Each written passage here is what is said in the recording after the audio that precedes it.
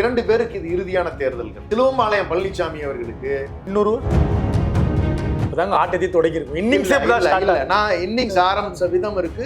நீங்க தமிழ்நாட்டினுடைய தமிழ் மொழியை காப்பதற்காக நீங்க என்ன ஏதாவது போராட்டம் பண்ணிருக்கீங்களா? அறிக்கையில வரும். எதுவுமே வேணாம் சார். நான் கேட்கணும் சார், ஒரே ஒரு கேள்வி மட்டும் கேட்கணும் சார். அப்ப இந்தியா முழுக்க அவர்களுடைய சித்தாந்தத்திற்கு முழுமையாக நேர் எதிராக இருப்பது நம்மளுடைய தமிழ்நாடு தான். அவர்களுடைய சித்தாந்தம் சொல்றேன், வெளிப்படையா சொல்லக்கூடிய RSS சித்தாந்தம் வேற என்ன இருக்க போகுது? இந்த திராவிட முன்னேற்ற கழகம் ஓரணியில் தமிழ்நாடுன்னு ஒரு பெரிய கூட்டத்தை வந்து தனக்கு பின்னால சேர்த்துறாங்க. அதிமுக எடப்பாடி பழனிசாமி செல்ஃப் எடுக்க மாட்டேங்குது. இன்னைக்கு OPS பாத்தீங்கன்னு சொன்னா ஒரு எதிர்ப்பு அறிக்கை கொடுத்திருக்காரு. முதல் முறை அவர் வாழ்நாள்ல ஒரு ஒன்றிய அரசு எதிர்த்து கொஞ்சமாவது வந்து மானரோசம் இருக்கிற மாதிரி நடந்திருக்காரு. அது எத்தனை நாளைக்குங்கிறத பார்ப்போம். இளைஞர்கள், பெண்கள், இது 2 பிஜேபிக்கு டார்கெட். இது பிஜேபின்னு சொன்னா வரமாட்டாங்கிறது அவங்களே ஒரு முடிவுக்கு வந்துட்டாங்க. அதுதான் இந்த விஜய்ங்கிற ஃபேக்டர்னு வச்சுக்கோங்களேன். முதல்ல அவங்க இனிஷியலா ட்ரை பண்ணது பாரதிய ஜனதா யாரை வச்சு ட்ரை பண்ணது? ரஜினியை வச்சு ட்ரை பண்ணாங்க. அவருக்கு இந்த ஈடி மாதிரி பிரச்சனைகள் இல்ல, அவர் மிரட்டுறதுக்கான வழி இல்ல. அவர் யதார்த்தமா பழகி நாசுக்கா வந்து இந்த திருடன் தப்பிச்சு ஓடியாண்டாரு. அப்ப நீங்க நீங்க நீங்க நேத்து எனக்கு பயங்கரமான ஒரு காமெடியா இருந்துச்சு. 1967 மாற்றம் நடைபெற்றது தெரியுமா? 1977 மாற்றம் நடைபெற்றது. எங்க இருந்தா வரீங்க எல்லாம் ஆதாரத்தோட சொன்னாலும் அது இன்னமும் உங்களுக்கு கம்ஃபர்டபுளா இருக்கும். நான் உங்களுக்கு தெளிவா அதை காட்டியே சொல்லிடுறேன். நானு நீங்க குடுமையை மறைக்க மறந்துட்டீங்களே. ஏன்னா கொண்டன்னு சொல்ல விரும்பல. ஏன்னா நம்ம ஊர்ல கொண்ட சிறப்பு அவனும் தப்பு இல்லை. அண்ணா திராவிட முன்னேற்ற கழகம் சரி ஆரம்பித்தது. அதுல இருக்கக்கூடிய தங்கமணி, வேலுமணி எல்லாம் சொத்தை காப்பாத்தினா போதும் ஒரு பக்கம் போயிட்டாங்க. சரி, ஆதாரங்களை நான் எடுத்து வச்சுட்டேன். இதை மறுக்க முடியுதா யாருனாலையாவது? அடுத்து கமெண்ட்ல போட ஆரம்பிச்சிருவாங்க வீடியோ. அது போடட்டும், ஒன்றும் பிரச்சனை இல்லை. ஒரு நண்பர் சொன்ன மாதிரி தான் அந்த கமெண்ட் தயவு செஞ்சு ஒரு 10 மணி 11 மணிக்கு 8 மணில இருந்து சாயந்தரம் 6 மணி வரைக்கும் கமெண்டே வரதில்லை. என்னன்னு பார்த்தா பசங்க ஸ்கூலுக்கு போயிட்டாங்க சாருங்கிறாரு. சென்னை சில்க்ஸின் ஆஹா ஓஹோ ஆடி சேல் 50% வரை தள்ளுபடி.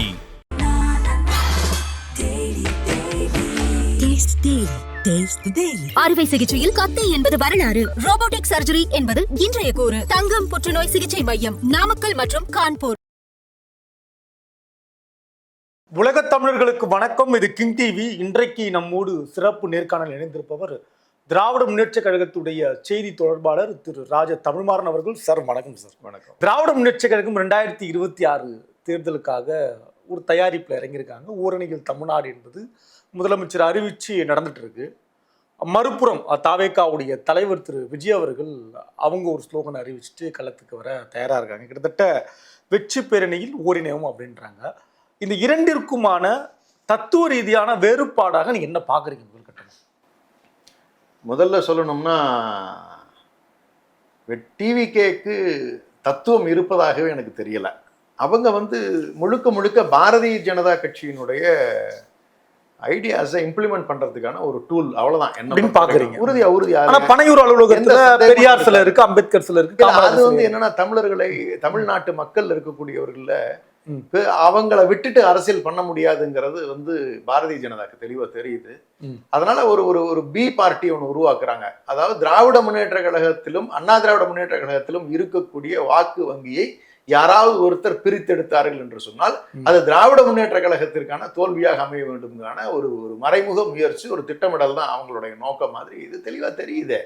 நீங்க வேற எதுவுமே நீங்க சொல்ல தேவையில்லை. நான் சிம்பிளா சொல்றேன்.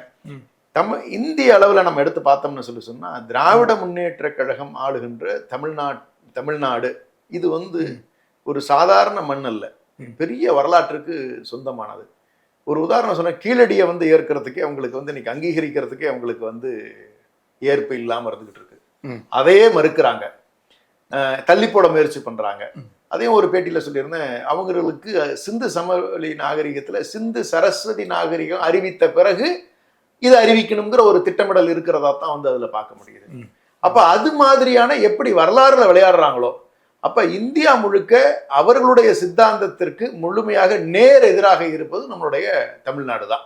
அவர்களுடைய சித்தாந்தம் சொல்றீங்க, வெளிப்படையா சொல்லக்கூடிய RSS சித்தாந்தம் வேற என்ன இருக்க போகுது?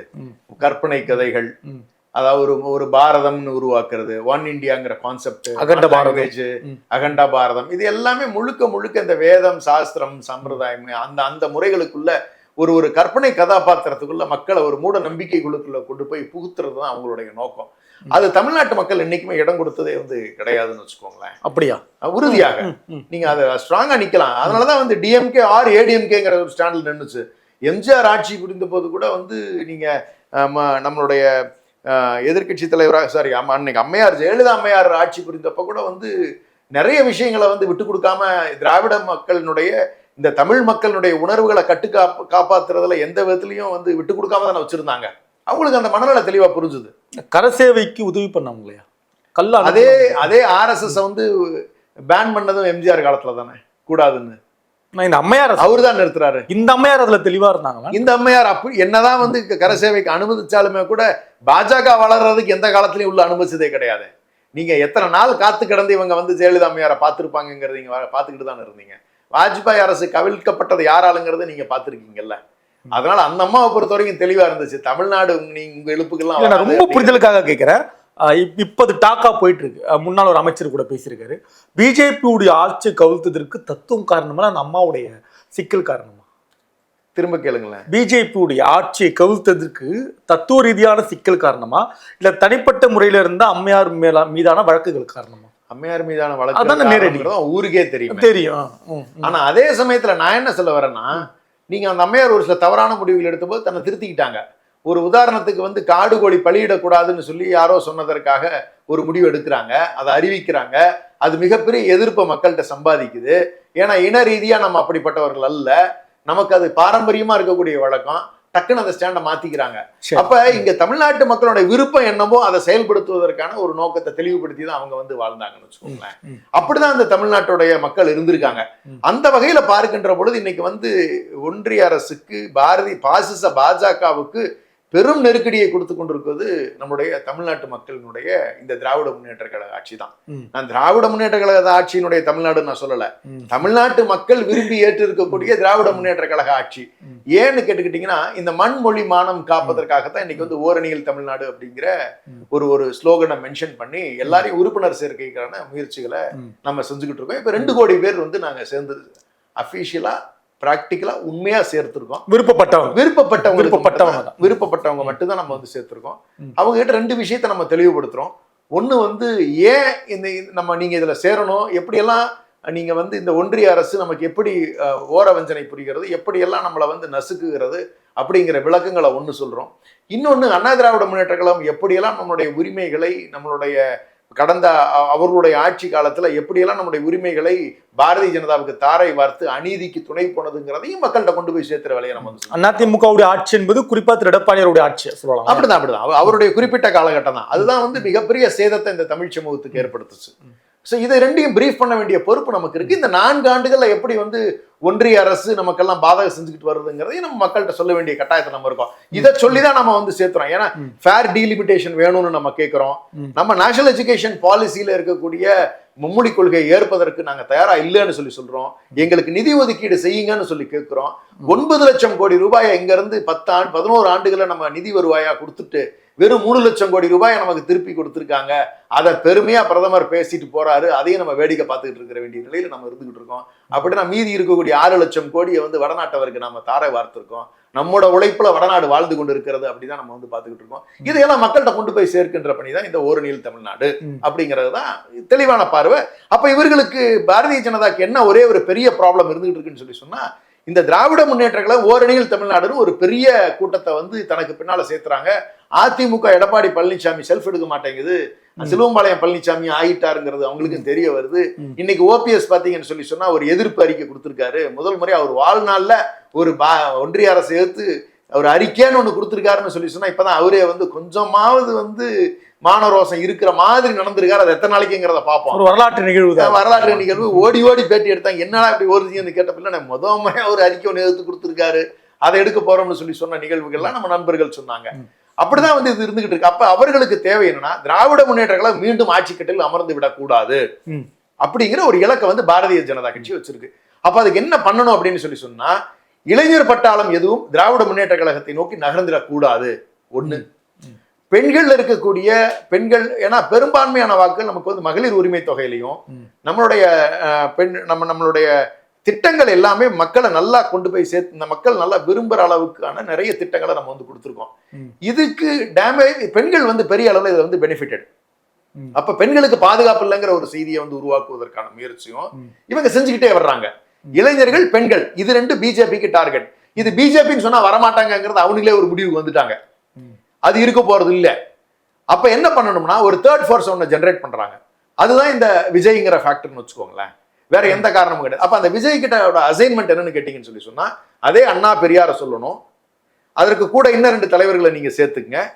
அதன் பிறகு நீங்க செய்ய வேண்டிய வேலை என்னன்னு கேட்டீங்கன்னா இந்த இளைஞர் பட்டாளத்தை உங்க பக்கம் இருக்கக்கூடிய இந்த சினிமா ஃபோர்ஸ் வச்சு ஒரு அந்த டீனேஜர்ஸ் எஸ்பெஷலா சொல்லணும்னு சொன்னா அந்த 13 to 19 தான் அந்த டீனேஜர் பன்ம பருவம்னு நம்ம வந்து சொல்றோம். அவங்க அது வந்து ஒரு பீரியட் என்ன ஒரு தெளிவில்லாத ஒரு நிலை, பார்ப்பதெல்லாம் அதாவது பெற்றோர்களை கண்ண மூடி எதிர்க்கிற ஒரு நிலை, தான் செய்யறதெல்லாம் ரைட்டுன்னு நினைக்கக்கூடிய, ஏன்னா அப்பதான் அந்த மெச்சூரிட்டி லெவல் வராத ஸ்டேஜ்னு வச்சுக்கோங்களேன். அப்ப அதான் அந்த டீனேஜர்ஸ்க்கு இருக்கக்கூடிய ஒரே ஒரு டிஸ்அட்வான்டேஜ். அந்த ஒரு ஃபேக்டரை வந்து கன்சாலிடேட் பண்றதுக்கான ஒரு சினிமா மோகத்தினால இருக்கக்கூடிய ஒரு ஈர்ப்பை வந்து அவங்க பயன்படுத்திக்கிறதுக்கு பாரதிய ஜனதா நினைக்குது. இல்ல குறுக்கெடுக்கு மன்னிக்கணும், விஜயை தேர்ந்தெடுத்ததுக்கு என்ன காரணம், என்ன நெருக்கடி விஜய்க்கு இருக்கக்கூடிய நெருக்கடி தான் உங்களுக்கே தெரியும். இன்கம் டாக்ஸ்ல அவர் வந்து இடியில பல பிரச்சனைகள்ல ஒன்றிய அரசுல மாட்டிருக்காருல்ல. நீங்க பாரதிய ஜனதா ஸ்டாண்டர்ட் ஃபார்முலாவே வந்து அவங்க கூட சேர்ந்தவங்க எல்லாம் யாருன்னா அதிமுக இருக்கக்கூடிய 32 வழக்குகள் இடியில இன்னைக்கு பெண்டிங் இருக்கு.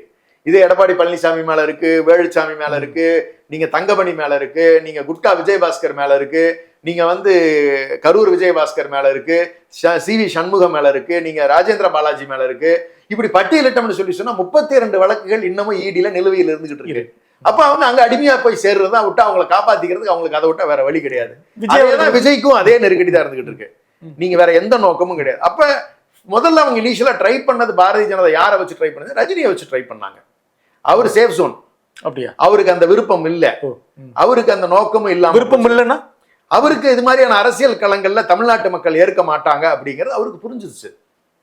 அவருக்கு இந்த ஈடி மாதிரி பிரச்சனைகள் இல்ல, அவர் மிரட்டுறதுக்கான வழி இல்ல. அவரு அந்த மாதிரி பிரச்சனைகளுக்குள்ள போய் மாட்டவே கிடையாது. அவர் யதார்த்தமா பழகி நாசுக்கா வந்து இந்த திருடன் தப்பிச்சு ஓடியான்ட்டாரு. மாட்டுனது யாருன்னா இவங்க தான், விஜய் தான். விஜய் மாட்டிக்கிட்டாரு. இப்ப அவரால் வந்து எஸ்கேப்லாம் ஆகிறதுக்கான வழியே கிடையாது. ஏன்னா இப்ப வந்து உள்ள போயாச்சு. இனி அவரை கொண்டு போய் தெருவில் விட்டுட்டானுங்க. இழுத்தாகணுங்கிற கட்டாயம் வந்துருச்சு. இவங்களால இழுக்க போறதுங்கிறது கிடையவே கிடையாது. அது நடக்க போவது இல்ல. அப்ப நீங்க நீங்க நீங்க நேத்து எனக்கு பயங்கரமான ஒரு காமெடியா இருந்துச்சு. 1967 மாற்றம் நடைபெற்றது தெரியுமா? 1977 மாற்றம் நடைபெற்றது. டே எங்க இருந்தா வரீங்க எல்லாம்? 1949 திராவிட முன்னேற்ற கழகம் ஆரம்பிக்கப்பட்டு பேரறிஞர் அண்ணா அவர்கள் ஆரம்பித்த கட்சி சென்னையில ராபின்சன் பூங்கால துவங்கி 1957 முதல் தேர்தலை சந்திக்கின்ற பொழுது 15 எம்எல்ஏக்கள் மட்டுமே வெற்றி பெறுகிறார்கள். அதன் பிறகு 1961 62 சரியான கணக்கா இருந்ததுன்னா அதுல 50 எம்எல்ஏக்கள் வெற்றி பெறுகிறார்கள். 1965 மொழிப்போர் போராட்டத்துல தமிழ்நாட்டில் இருக்கக்கூடிய எல்லா மாவட்டங்களிலுமே பாத்தீங்கன்னு சொல்லி சொன்னா பெரும் பெரும் தலைவர்கள் எல்லாம் உருவாகிறார்கள். இந்த இனத்தினுடைய பாதுகாப்புக்காக தோன்றிய தலைவர்கள் மாவட்டந்தோறும் பெரும் பெரும் போராட்டங்களை நடத்துகிறார்கள். மொழியை காக்க வேண்டியதன் அவசியத்தை வலியுறுத்தி. அதுல யார் யார் முக்கியமானவங்கன்னு சொல்லி சொன்னா நமக்கு வந்து முத்தமிழறிஞர் கலைஞர் அவர்கள் ஆற்றிய பங்களிப்பெல்லாம் மிகப்பெரிய பங்களிப்பு. அதுல நீங்க நெடுஞ்செழியன் ஐயா அதுலதான் வர்றாங்க. நீங்க அதன் பிறகு அன்பில் தர்மலிங்கம் ஐயா அதுலதான் வர்றாங்க. சத்தியமாணி முத்து அம்மா வர்றாங்க. நீங்க இப்படி பட்டியல் போட்டீங்கன்னா கிட்டத்தட்ட வந்து ஒரு 15-16 தலைவர்கள் வந்து ஒவ்வொரு மாவட்டத்திலையும் கட்டுக்கோப்பா நின்று அவங்களுடைய ஒன்றிய அரசினுடைய எதிர்ப்புகளை எல்லாம் மீறி பெரும் பெரும் போராட்டங்களை நடத்தி 60 பேர் குறைந்தபட்சம் என்னுடைய கணிப்பு சரியாக இருக்குமானால் 60 பேருக்கு மேல் இறந்து போகிறார்கள் மொழிப்போர் தியாகத்துல. சூசைட் பண்ணிக்கிட்டவங்க பட்டியலே 16க்கு மேல வருது. தீக்குளித்தவர்கள் பட்டியல் மட்டுமே. அப்ப நீங்க இது வந்து ஆன் ரெக்கார்ட் செய்யறது, ரெக்கார்டு இல்லாம போனது நிறைய என்ன இருந்துகிட்டு தான் இருக்க செய்யுது. அப்ப ஒரு மிகப்பெரிய போராட்டத்தின் பிறகு 1967 179 சட்டமன்ற உறுப்பினர்களை பெற்று திராவிட முன்னேற்ற கழகம் அவ்வளவு பெரிய போராட்டத்திற்கு பிறகுதான் ஆட்சிக்கு வருகிறது. இது 67. அவளுடைய வாக்கு சதவீதம் 52.16% வாக்குகள் பெற்று 1967 ஆட்சிக்கு வருகிறார்கள். அப்ப 49 ஒரு கட்சி ஆரம்பிக்கப்பட்டு 1967 தான் ஆட்சிக்கு வருகிறார். 20 ஆண்டு கால பயணம் இருக்குது. 18 ஆண்டு காலம் பயணம். 18 ஆண்டு காலம். அப்ப எவ்வளவு பெரிய போராட்டம்.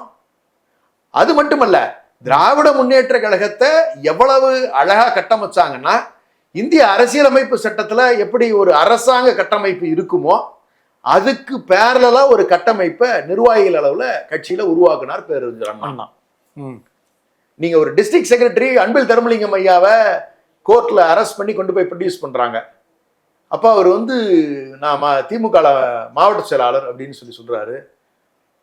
அப்படின்னா என்னன்னு கேட்கிறாரு. அதுக்கு அவர் பதில் சார், டிஸ்ட்ரிக்ட் கலெக்டர் இருக்காங்கல்ல, அது மாதிரி திமுக நாங்கிறாரு. நீங்க அந்த தைரியம் வேணும்ல, முதல்ல ஒரு கோர்ட்ல போய் நின்று டிஸ்ட்ரிக்ட் கலெக்டர் ஈக்குவல் நான் சொல்றதுக்கு ஒரு தைரியம் இருந்துச்சு இல்ல. அப்ப அந்த கட்டமைப்பு எப்படி உருவாக்கப்படுதுன்னு சொன்னா இப்படிதான். நீங்க கலெக்டருக்கு நிகரா மாவட்ட செயலாளரையும், நீங்க ஆர்டிஓ டிஆர்ஓ லெவலுக்கு இருக்கக்கூடியவர்களை நம்ம ஒன்றிய செயலாளர்களாகவும், ஆர்ஐன்னு இருக்கக்கூடிய அளவில் அது கீழே இருக்கக்கூடிய ஆர்ஐ லெவல்ல நம்மளுடைய ஊராட்சி செயலாளர்களையும், நீங்க விஓஓ மாதிரி கிளை கழகங்களையும் நீங்க உருவாக்கி நீங்க இந்த கட்டமைப்பை அவ்வளவு ஸ்ட்ராங்கா உருவாக்கி வச்சிருக்காரு பேரறிஞர் அண்ணா. இன்னைக்கு அந்த வீரியம் இருக்கு. மாவட்ட செயலாளர்னா இன்னைக்கும் அதே வீரியம் குறையல. நீங்க ஆட்சியில இருந்தாலும் இல்லைனாலும் இந்த மக்கள் பணியை செய்வதற்கு, இந்த கட்டமைப்பை நடத்தி செல்வதற்கு நிர்வாகிகள் இன்னும் வலுவாகத்தான் இருக்கிறார்கள். இன்னைக்கு 25 அணிகள் இருக்கு. அதற்கான ஒவ்வொரு நிர்வாகமுமே பாத்தீங்கன்னா கிட்டத்தட்ட எல்லா மாவட்டங்கள்லயும் சரி, எல்லா அணிகள்லயும் சரி நிர்வாகிகள் ஒன்றிய அளவில் இல்ல, நான் சொல்ல ஊராட்சி அளவுகள்ல போட ஆரம்பிச்சிட்டாங்க. அப்ப இது ஒரு கட்டுக்கோப்பான ராணுவ அமைப்பு போல செயல்படுகிறது. 67 இருந்து இன்று வரை கட்சி அதைத்தான் தொடர்ந்து வருகிறதுங்கிறத நான் பதிவு பண்றேன். சரி, அது மட்டுமல்ல, ஒரு கட்டுக்கோப்பான அமைப்பு. நீங்க இவங்க இன்ஸ்ட்ரக்ஷன் என்ன சொன்னாங்களோ அதை மீறி யாருமே செயல்பட மாட்டாங்க. அதுதான் ஒரு கட்சிக்கு மிகப்பெரிய ஒரு முக்கியமான பிரதானமான குணம். என்னன்னா, தலைவர் சொல்லிட்டாங்கன்னா அந்த முரசொலியில ஒரு அறிவிப்பு, கெசட் நோட்டிபிகேஷன் மாதிரி திமுகக்கு முரசொலியில ஒரு அறிவிப்பு வந்ததுன்னா நீக்கம்னாலும் அது செல்லும். நீங்க அதுல ஒரு பொறுப்பு அறிவிக்கப்பட்டதுன்னா அவன் ஹீரோனா ஹீரோ தான். இப்படிதான் இருந்துகிட்டு இருக்கு. 77 பத்தியும் பேசியிருக்காரு. 77ல ஒரு மாற்றம் நடக்கின்றது. எப்பன்னா 75இல் ஒரு புனையப்பட்ட கதை உருவாக்கப்படுகிறது. மிசா வந்த பிறகு அவர்கள் திராவிட முன்னேற்ற கழகத்தினுடைய நிர்வாகிகள் மீது குற்றம் சாட்டி ஒரு இல்லாத பழிகளை உருவாக்கி ஒரு பெரும் குற்றச்சாட்டை உருவாக்கி எம்ஜிஆர் அவர்கள் அதில் ஒன்றிய அரசினுடைய கைக்கூலியாக மாறுகிறார். இந்திரா அம்மையாருக்கும் சரி, இன்னைக்கு எப்படி அமித்ஷா அவர்கள்லாம் திட்டமிட்டு செயல்படுகிறார்களோ, தமிழ்நாட்டின் மீது புரியாமை இருந்த காரணத்தினால் இந்திரா காந்தி அம்மையார் அவர்கள் அந்த ஆட்சி கலைக்கப்பட்டு, இங்க இருக்கக்கூடியவர்கள் மீது வழக்கல் தொடுக்கப்பட்டு, ஊழல் குற்றச்சாட்டுகள் வைக்கப்பட்டு, எல்லாம் சிறையில் அடைக்கப்பட்டு, எம்ஜிஆர் அவர்களை இந்த கட்சியை விட்டு பிரித்தெடுத்து அவரை ஊக்கப்படுத்தி அவரை ஆட்சியை கட்டில் அமர்வதற்கான ஒரு முயற்சிகளை எடுத்து அதிலும் வெற்றி கண்டு விட்டார். அப்படிதான் எம்ஜிஆருடைய வரவு. அந்த மக்கள் வரவே அதே அப்படி சொல்லிருக்கின்றேன். 20 ஆண்டு காலமாக அவர் கிட்டத்தட்ட திராவிட முன்னேற்ற கழகத்துல தொடர்ந்து அரசியல் பயில்கிறார். அவரு அண்ணா திராவிட முன்னேற்ற கழகத்தை தோற்றுவிக்கின்ற பொழுது திராவிட முன்னேற்ற கழகத்திற்கு எந்த மாதிரியான ஒரு கட்டமைப்பு உருவாக்கப்பட்டிருந்ததோ, எது மாதிரியான ஒரு அமைப்பு இருந்தோ, அதுல இருக்கக்கூடியவர்கள் பாதி பேருக்கு மேல் அவரோடு அழைத்து செல்கிறார். அந்த ஆளுமை அதே கட்டமைப்பை, அதே மாதிரி இன்ஃப்ராஸ்ட்ரக்சரை அதிமுக உருவாக்குறார்.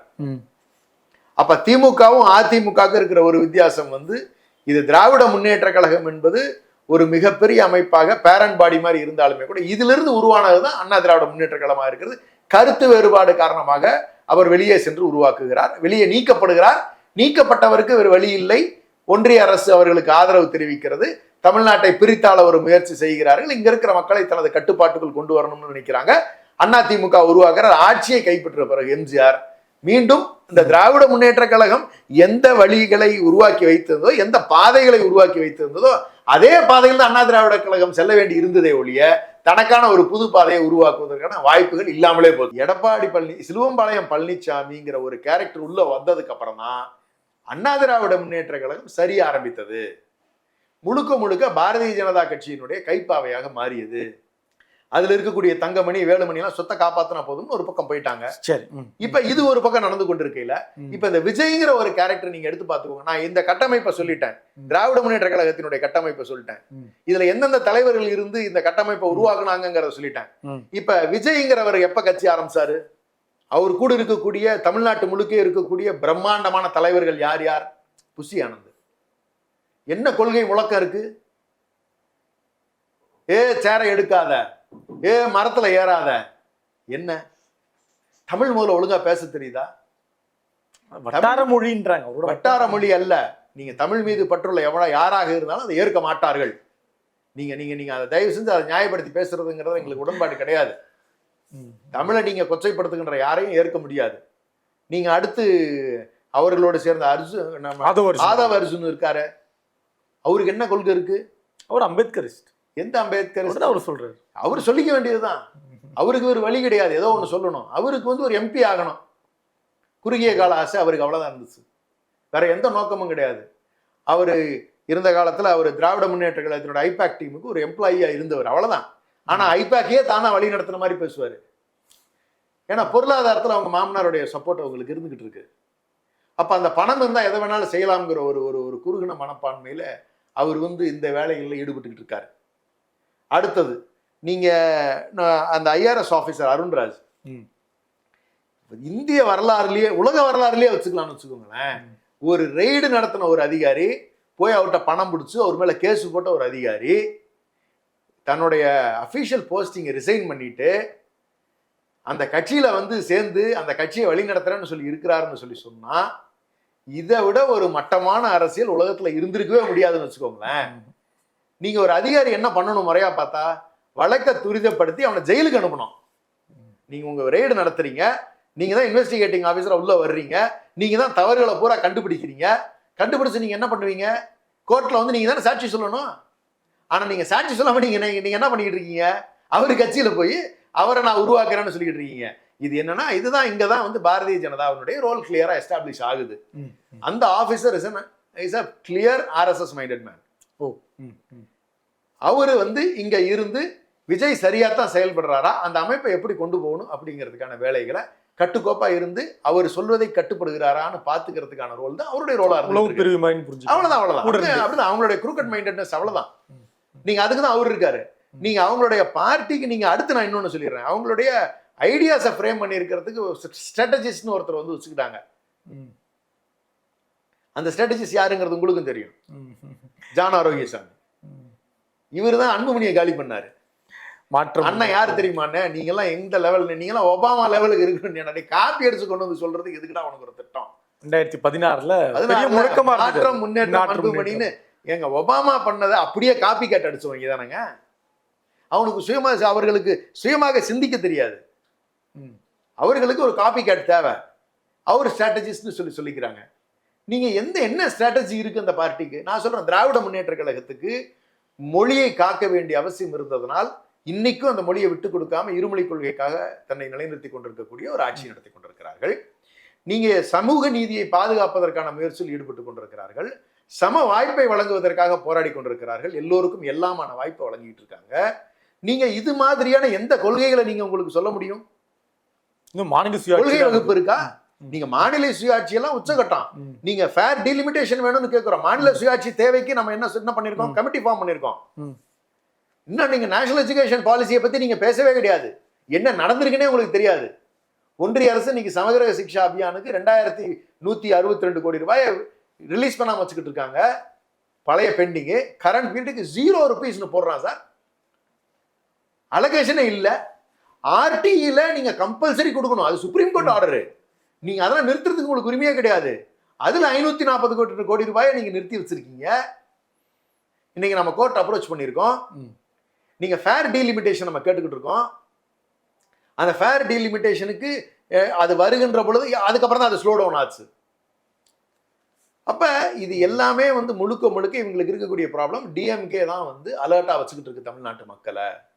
அப்ப இதை டிஸ்டர்ப் பண்ணணும்னா யாராவது ஒரு ஃபேக்டர் வந்து இந்த வாக்குகளை அண்ணா பேரை சொல்லி பெரியார் பேரை சொல்லி பிரிப்பதற்கான ஒரு முயற்சி எடுக்கணும் அப்படிங்கிற நோக்கத்தின் பேர்ல தான் விஜய் அதை சொல்றாங்க. அதுதான் அவர் 67 தேர்தல் 77 தேர்தல் தமிழ்நாட்டு மக்கள்கள் வந்து, நான் தெளிவா சொல்றேன், தெளிவானவர்கள். அவர்களுக்கு இதெல்லாம் புரியாம இல்ல. நீங்க சும்மா அந்த கூட்டம் சேர்த்து நீங்க சொல்லலாம். இரண்டாவது, அந்த கூட்டத்திலேயே நான் என்ன தெளிவா சொன்னேன், வந்திருக்கக்கூடியவர்கள் எல்லாம் அந்த டீனேஜ்ல இருக்கக்கூடியவங்க, அரியா பருவத்தில் இருக்கக்கூடியவர்கள், ஒரு கவர்ச்சி மோகத்தின் பால் இருக்கக்கூடியவர்கள் சொன்னேன். அதெல்லாம் வாக்குகளா கன்வெர்ட் ஆகுமான்னு சொன்னா எனக்கு சந்தேகங்கள் இருந்துகிட்டு இருக்கு. எனக்கு உறுதியா என்னால் அப்படிதான் அதை பார்க்க முடியுது. வருகின்ற தேர்தலை பொறுத்த வரைக்கும் சொல்லணும்னு சொன்னா, இது 2 பேருக்கு இது இறுதியான தேர்தல்கள். இந்த தேர்தல் வருகின்ற 2026 சிலுவம்பாளையம் பழனிசாமி அவர்களுக்கு முழுக்க முழுக்க இந்த தேர்தல் இறுதி தேர்தல். அது அவருக்கு தெரியுமா? மிகப்பெரிய தோல்வியை அண்ணா திராவிட முன்னேற்ற கழகம் வரலாற்றில் இல்லாத தோல்வியை சந்திக்க போகுதுங்கிறது உறுதி. அதிமுக காரர்கள் இப்பவே வந்து அவருடைய தலைமை மீது நிறைய கேள்விகள் வைக்க ஆரம்பித்து விட்டார்கள். போற பக்கம்லாம் ப்ராப்பர் ரெஸ்பான்ஸ் இல்லை, தெரிஞ்சு இருந்தாலும் ஏதோ முயற்சி பண்ணிக்கிட்டு இருக்காரு. அது ஒரு லீடர்ஷிப் மெட்டீரியல் இல்லவே இல்லைங்கிறது அவன் கட்சிக்காரனுக்கு தெரிஞ்சிச்சு. அப்ப அவருக்கான இறுதி தேர்தலா இது அமைய போகுது. வேறு யாராவது அதிமுகவை எடுத்து நடத்தினா வேணா வழி உண்டு. இன்னொருவர் விஜய்க்கும் இது இறுதி தேர்தல். இப்பதாங்க ஆட்டத்தை தொடங்கியிருக்கும். நான் இன்னிங்ஸ் ஆரம்பிச்ச விதம் இருக்கு. நீங்க எடுத்த உடனே நான் தான் வரலாறு நான் சொல்லிட்டேன். நானு நீ யாராக இருந்தாலும் தமிழ்நாட்டினுடைய நலனுக்காக போராடி இருக்கிறார்களான்னு தமிழ்நாடு மக்கள் பார்ப்பார்கள். நீங்க தமிழ்நாட்டினுடைய தமிழ் மொழியை காப்பதற்காக நீங்க என்ன ஏதாவது போராட்டம் பண்ணிருக்கீங்களா? இன்னைக்கு இருமொழி கொள்கையை வேணும்னு சொல்றோம், மும்மொழி கொள்கையை திணிக்க கூடாதுன்னு சொல்றோம். அதுக்கு ஏதாவது நீங்க போராட்டம் இன்னைக்கு வரைக்கும் நீங்க பண்ணிருக்கீங்களா? நீங்க ஃபேர் டீலிமிட்டேஷனுக்காக உங்களுடைய குரல்களை நீங்க சொல்லியிருக்கீங்க. தமிழ்நாட்டு மக்களுக்கு இருக்கக்கூடிய பர்சன்டேஜ் குறையாம இருக்கணும் அப்படிங்கிறதுக்காக நீங்க உங்களுடைய அறிக்கையில வருது. அது எதுவுமே வேணாம் சார். நான் கேட்கணும் சார், ஒரே ஒரு கேள்வி மட்டும் கேட்கிறேன் சார். 2 நிமிஷத்துக்கு மேல உங்களால கொள்கைகளை வந்து பேச முடியுதா? அண்ணாவோட நீங்க ஒப்பிடுறீங்க. அண்ணா நைட் 2 மணி வரைக்கும் 10 மணிக்கு ஆரம்பிச்ச கூட்டத்தை 11 மணி 12 மணி 1 மணி வரைக்கும் பேசினால கூட்டம் கலையாம அப்படியே நின்று கேட்கும். கட்டுக்கலையாம இருக்கும் இந்த கூட்டம். அவர் கூட்டத்துக்கு வருவதற்காக 2 மணி வரைக்கும் வெயிட் பண்ணி கூட்டம் கேட்ட வரலாறுலாம் இருக்கு. 1 மணி நேரம் 2 மணி நேரம் பேசுவாரு. 2 நிமிஷத்துக்கு மேல இவரால வந்து ஒரு பேப்பர் இல்லாம பேச முடியலையே. நீங்க கொள்கைங்கிறது எங்க இருந்து வரணும்னா உங்க மனசுல இருந்து வரணும், உங்களுக்கு தெரிஞ்சிருக்கணும். நான் இந்த நோக்கத்துக்காக தான் நான் இந்த கட்சியை ஆரம்பிச்சிருக்கேன். தமிழ்நாட்டு மக்களுக்கு இது மாதிரியான அநீதிகள் நடக்குது, இது மாதிரி எல்லாம் ஒன்றிய அரசு தப்பு பண்ணுது அப்படின்னு நீங்க பேசணும். நீங்க பேசும் பொழுது நீங்க அதிமுகவை தவிர்த்துக்கிட்டே வர்றீங்க. அப்படின்னா என்ன, ஒருவேளை தேவைப்பட்டால் அதிமுகவோடு கூட்டணி அமைவதற்கான வாய்ப்புகளை ஓபன் பண்ணிட்டு வர்றாரு. அது இல்லைன்னு மறுக்க முடியாது. ஒருவேளை பாரதிய ஜனதாவை விரும்பினால் அதையும் இவர் செய்வதற்காக ஓபன் லூப் வச்சிருக்காங்க. ஏன்னா லாஸ்ட் மினிட்ல தான் வந்து போகிற போக்கு எப்படி இருக்கு, இந்த திமுகவும் பாரதிய ஜனதா கூட்டணியே மக்கள்கிட்ட வந்து நம்பிக்கை பெற்ற முடியுமா அப்படிங்கிற ஒரு முயற்சி நடக்குது. அது ஃபெயிலியர் ஆகும் பட்சத்துல விஜய தேவையானா உள்ள கூப்பிட்டுக்கலாமா அப்படிங்கிற ஒரு மைண்ட்ல இருந்துகிட்டு இருக்கு.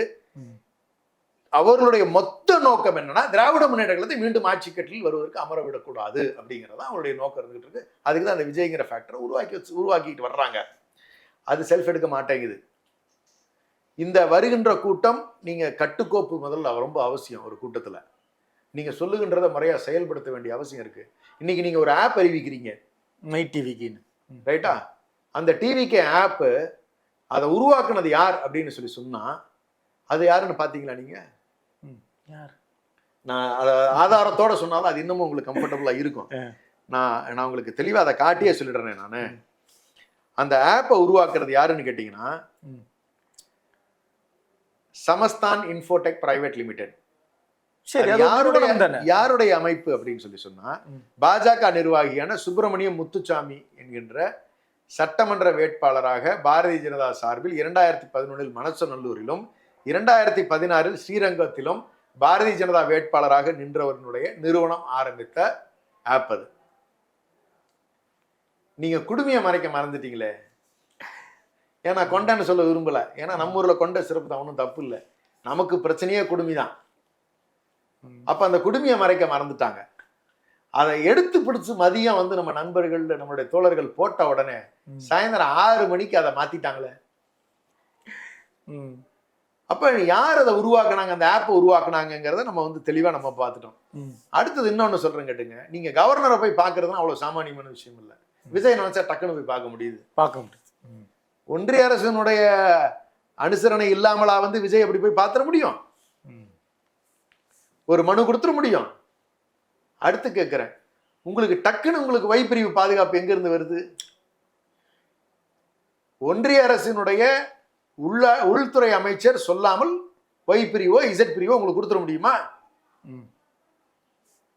அப்ப ஒய் பிரிவுல உங்களுக்கு வந்து 2-3 கமாண்டோ கொடுத்துடுறாங்க, ஒரு 10 சிஆர்பிஎஃப் போலீஸ் கொடுத்துடுறாங்க. 24 hours நீங்க எங்க வெளியே போனீங்கன்னாலும் உங்களோட இருக்கணுங்கிறாங்க. என்ன பொறுத்த வரைக்கும் அது பாதுகாப்பு கொடுத்த மாதிரி என்னுடைய பார்வைக்கு தெரியல. எனக்கு எப்படி தெரியுதுன்னா விஜய கட்டுப்பாடுல வச்சிருக்காங்க, கண்காணிக்கிறாங்க. ஆமாமா, நீங்க எடப்பாடி சிலுவம்பாளையம் பழனிசாமிக்கு நீங்க திடீர்னு நீங்க கூட்டணி அறிவிச்சு அவர் பிரச்சாரத்துக்கு போராடின உடனே நீங்க அவருக்கு நீங்க Y பிரிவு பாதுகாப்பு Z பிரிவு பாதுகாப்பு அவருக்கு டக்குன்னு கொடுக்குறீங்களே. கண்காணிப்பு அவ்வளவுதான். நீங்க யார்கிட்ட பேசுறீங்க, என்ன பண்றீங்க, இப்படி இவர்கள் எல்லாருமே வந்து என்ன ஆயிட்டாங்கன்னு சொல்லி சொன்னா, ஒன்றிய அரசின் பாசிச பாஜகவினுடைய கைக்கூலிகளாக மாறிவிட்டார்கள், அடிமைகளாக மாறிவிட்டார்கள். வேறு வழி இவர்களுக்கு கிடையாது. அதான் நிதர்சனமான உண்மை. நான் இத்தனை ஆதாரங்களை நான் எடுத்து வச்சுட்டேனே, இதை மறுக்க முடியுதா யாருனாலையாவது? அடுத்து கமெண்ட்ல போட ஆரம்பிச்சிருவாங்க வீடியோ. அது போடட்டும், ஒன்றும் பிரச்சனை இல்லை. ஒரு நண்பர் சொன்ன மாதிரி தான் அந்த கமெண்ட் தயவு செஞ்சு ஒரு 10 மணி 11 மணிக்கு 8 மணிலேருந்து சாயந்தரம் 6 மணி வரைக்கும் கமெண்ட்டே வரதில்லை. என்னன்னு பார்த்தா பசங்க ஸ்கூலுக்கு போயிட்டாங்க சாருங்கிறாரு. இது மாதிரியான நிகழ்வுகளும் நடக்கத்தான் செய்யுது. சரி, இது ஒரு ஆர்வம் இருக்குத்தான் செய்யும். இன்ஸ்டாகிராம்ல இருக்கிற ஒரு யூத்துக்கு அவங்க அப்பா அம்மாட்ட போய் கேட்க சொல்லி சொல்லுங்க, அவங்க தாத்தா பாட்டிகிட்ட போய் கேட்க சொல்லி சொல்லுங்க, இந்த திமுகனா என்ன, ஏன் திமுக பாதுகாக்கப்படணும், திமுக என்ன பண்ணிருக்கு, நீ இன்னைக்கு இந்த போனை வச்சுக்கிட்டு இருக்கிய, நீ இன்னைக்கு எல்லா காலேஜ் நீ தமிழ்நாட்டில் இருக்கிற காலேஜஸ்ல நீ பெஸ்ட் காலேஜஸ் நீ இன்னைக்கு தமிழ்நாட்டில் இருந்துகிட்டு இருக்க, இப்படி தரமான கல்வி உனக்கு எப்படி கிடைச்சிச்சு, மற்ற ஸ்டேட்லாம் இருந்தா நீ என்ன பண்ணிட்டு இருந்திருப்ப, நீ பானிபூரி வித்துக்கிட்டு இருந்திருப்பியா, இல்ல வேற ஏதாவது நீ மாநிலங்களுக்கு கூலி வேலைக்கு போயிருப்பியா, அப்படிங்கிறத இந்த மாணவர்கள் போய் அவங்க அப்பா அம்மாட்ட கேட்கணும். நான் பெற்றோர்களுக்கு நான் சேர்த்து சொல்றேன். நான் பெற்றோர்களை தயவு செஞ்சு வந்து நான் வேண்டுகோள் வைக்கிறேன், உங்க பிள்ளைகள்கிட்ட தெளிவா சொல்லுங்க. நீங்க இன்னைக்கு வந்து முதல் தலைமுறை பட்டதாரியாக மேக்சிமம் இன்னைக்கு வந்துட்டாங்க. இன்னைக்கு காலேஜ் போகாத ஸ்டூடெண்டே கிடையாது என்னுடைய நாலேஜுக்கு. நம்ம கல்வியில இன்னைக்கு வந்து இந்தியாவிலேயே வந்து இந்திய ஒன்றியத்திலேயே சிறந்த மாநிலமா விளங்கிக்கிட்டு இருக்கோம். நீங்க போஸ்ட் கிராஜுவேஷன் மோர் தென் 50% போக ஆரம்பிச்சிட்டாங்க. டிராப் அவுட்ஸே இல்லாத ஒரு மாநிலமா மாறி இருக்கு. எல்லாரும் படிச்சிருக்கீங்க, மற்ற எந்த மாநிலத்திலும் இப்படி கிடையாது. தமிழ்நாடுல மட்டும் இந்த சிறப்பு இருக்கு, கேரளா இன்க்ளூசிவ். ரைட்டா? இதுக்கெல்லாம் காரணம் இந்த திராவிட முன்னேற்ற கழகம்ங்கிறது இந்த இளைஞர்கள் மறந்துடக்கூடாது. அப்ப இதை கெடுக்கிறதுக்கான முயற்சிகள் உங்களெல்லாம் ஏமாத்தி நீங்க குறுகிய காலத்துல இப்படி ஒரு தவறான முடிவுகள் நீங்க எடுக்கும் பட்சத்துல என்ன ஆகும்னு சொன்னீங்கன்னா, உங்களுடைய தலைமுறை பாதிக்கப்படும், உங்களுடைய வாழ்க்கை தான் பாதிக்கப்படும். மற்ற மாநிலங்கள் மாதிரி தமிழ்நாட்டினுடைய அடையாளங்கள் அழிக்கப்படுவதற்கான முயற்சிகள் நடக்கிறதுங்கிறத நீங்க பார்த்துக்கிட்டு இருக்கீங்க. மொழியை அழிப்பதற்கான முயற்சிகள் பண்ணிக்கிட்டு இருக்காங்க, பார்த்துக்கிட்டு இருக்கீங்க. நீங்க நம்ம அதிகாரம் பெற்றிருக்கிற காரணத்தால அதிகார வரம்பை சுருக்குவதற்கான முயற்சிகள் நடந்துகிட்டு இருக்குங்கிறத நீங்க பார்த்துக்கிட்டு இருக்கீங்க. நிதியே ஒதுக்காம நம்மளை நசுக்குவதற்கான முயற்சிகள் நடந்துகிட்டு இருக்கிறது பார்த்துக்கிட்டு இருக்கீங்க. இந்த இனத்தினுடைய அழிப்புக்கான முயற்சியை அவர்கள் செய்து கொண்டிருக்கிறார்கள். கவனமாக இருக்க வேண்டியது இளைஞர்கள் தான் அப்படிங்கிறத நீங்க தயவு செஞ்சு நீங்க புரிஞ்சுக்குங்க. பெற்றோர்களும் சரி, வீட்டில் இருக்கக்கூடிய பெரியவங்க எல்லாம் தயவு செஞ்சு நீங்க உங்க பிள்ளைகளுக்கு சொல்லுங்க. இதுல எங்கேயும் தயவு செஞ்சு டோன்ட் கெட் கேரிட் அவேங்கிறத நான் தெளிவா சொல்ல விரும்புறேன். விஜய்ங்கிறவர் யாருன்னா பாரதிய ஜனதாவினுடைய முழுக்க கைக்கூலி தான். தொடர்ந்து பேசுவோம். நன்றி சார். நன்றி. சென்னை சில்க்ஸின் ஆஹா ஓஹோ ஆடி சேல் 50% வரை தள்ளுபடி.